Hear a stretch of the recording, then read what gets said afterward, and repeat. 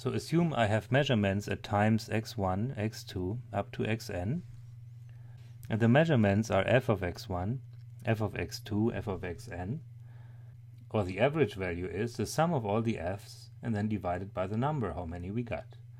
Right, so f average is the sum f of x1 plus f of x2 and so on, divided by n. But now let's be a little bit more precise and maybe take uniform intervals between the time steps. And then the distance between the time steps is b minus a over n, where a is the starting time and b is the ending time, and then I have exactly n measurements between b and a. And then the xi's are a plus I delta x, so I start at the initial time and then I increment by delta x I times. Okay, so then the above formula can be rearranged a little bit. So from here we can find n. So then n can be written as b minus a divided by delta x. Now this then I can use and sub in here into this n. So let's just do this just for fun. So then f average is equal to f of x1 plus and so on plus f of xn divided by b minus a divided by delta x. So I get delta x divided by b minus a times f of x1 plus f of xn. But now you might think, well, we have learned about the summation sign. Why don't you use it? Okay, let's use it. Let's use the summation sign.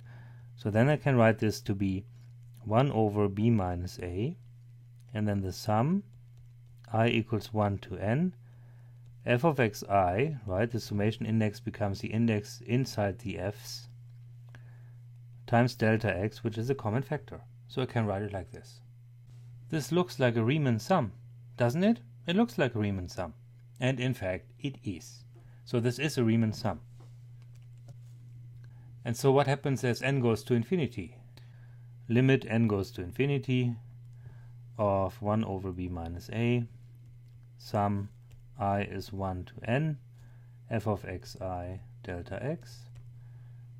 And the b minus a is just a factor, 1 over b minus a is just a factor, and the rest is a Riemann sum which converges to the integral. So we get 1 over b minus a, integral from a to b, f of x dx. This is a cool formula. So let's write it down on the next slide. So the average is 1 over b minus a, integral from a to b, f of x dx. So here's an example about gene expression. And there are some cycling proteins or cycling genes which are expressed differently in different parts of the cell cycle. And so here's one curve on the left of one of these genes, how it is expressed during 2 cell cycles of a yeast cell. And this gene expression level can be described by the function given here, the function e. The cell cycle length is 300 minutes, and the time units is minutes. So what is the average gene expression of these yeast cells over one cell cycle? So what do we have to do? We have to compute the average according to the formula. E average is 1 over b minus a, integral from a to b, e of t dt. If we are looking at one cell cycle, we could start at time 0 and end at time 300. So then b minus a is 1 over 300, integral 0 to 300. And then the function e, which is 1 plus 0.8 sine of pi divided by 150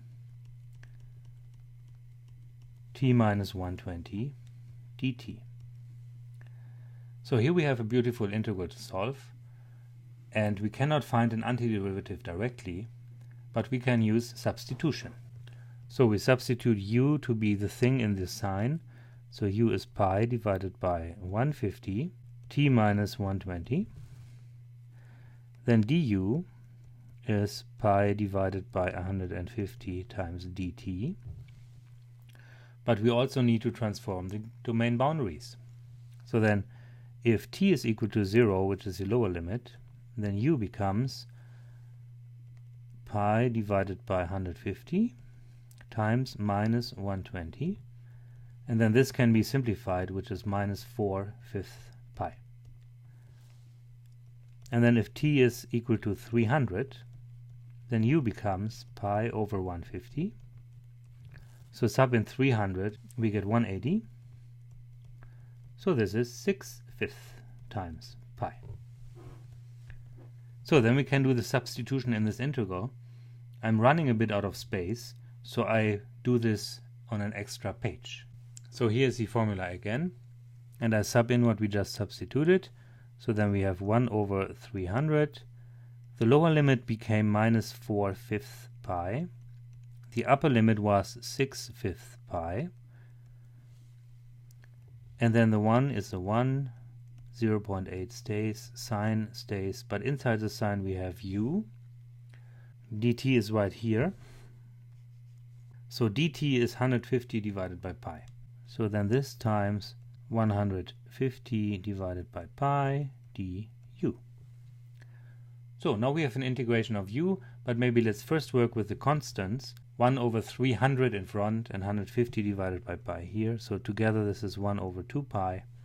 And then we integrate, so we get u minus 0.8 cosine u evaluated between minus 4/5 pi and plus 6/5 pi.